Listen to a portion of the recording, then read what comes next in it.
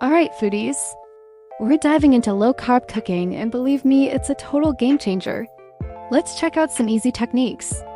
I know many people tried their hand at a low-carb diet and things didn't go exactly as planned.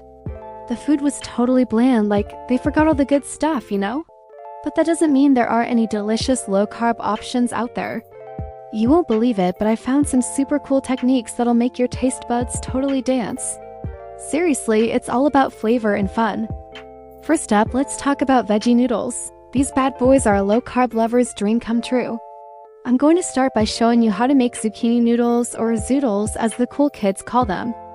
All you need is a spiralizer or a simple vegetable peeler. Just run your zucchini through and voila! You've got yourself some perfect pasta substitutes. But here's the kicker, don't overcook them. I learned this the hard way when I ended up with a soggy mess. A quick sop for 2 to 3 minutes is all you need for that perfect al dente texture. Now let's move on to cauliflower rice. This stuff is magical, I tell you. It's like rice, but without all the carbs. To make it, just pull some cauliflower florets in a food processor until they're rice-sized. But here's where it gets interesting. You can actually toast these little bits in a dry pan before cooking. This step adds a nutty flavor that'll blow your mind. I left my cauliflower rice toasting for about 5 minutes, stirring occasionally, and the result was absolutely delicious. But what about bread, you ask? Well, hold on to your hats because I'm about to introduce you to the wonder that is cloud bread. It's made with eggs, cream cheese, and a pinch of cream of tartar. The first time I tried making it, it was a disaster. The bread was flat and tasted like an omelette. But then I discovered the secret: whip those egg whites until they're super stiff. I'm talking about peaks that could rival the Rocky Mountains. This makes the bread light, fluffy, and perfect for sandwiches. Now let's talk about one of the biggest challenges in low-carb cooking, desserts. But fear not, because I've got a trick up my sleeve that'll satisfy even the sweetest tooth. Enter the magic of sugar alternatives.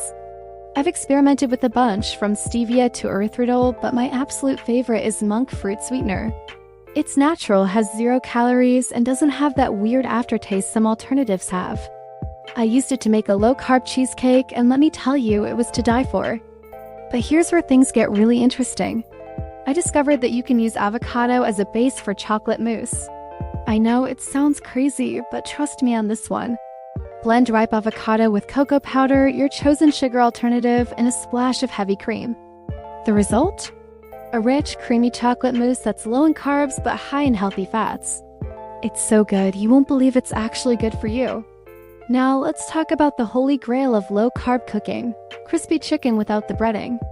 I thought it was impossible until I stumbled upon this genius hack. Instead of flour, use crushed pork rinds. They're 0 carb and give you that satisfying crunch you're craving. Just dip your chicken in beaten egg, coat it in crushed pork rinds mixed with your favorite spices, and bake or air fry. The result is mind-blowingly crispy and flavorful. One of the biggest game changers in my low-carb journey has been discovering the versatility of coconut flour. It's high in fiber, low in carbs, and perfect for baking. But here's the catch: it's super absorbent. The first time I used it, my pancakes turned into hockey pucks.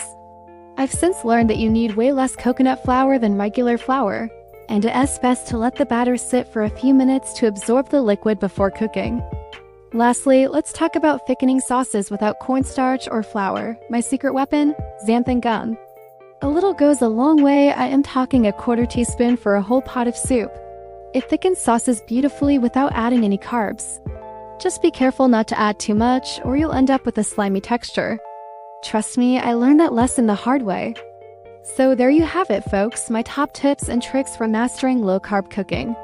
With these techniques in your arsenal, you'll be whipping up delicious, satisfying meals in no time.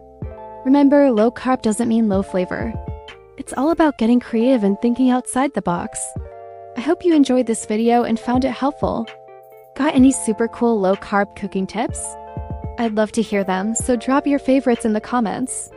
Oh, and don't forget to check out the free bonus in the description. It's a must-see. Remember to keep those carbs in check while cooking.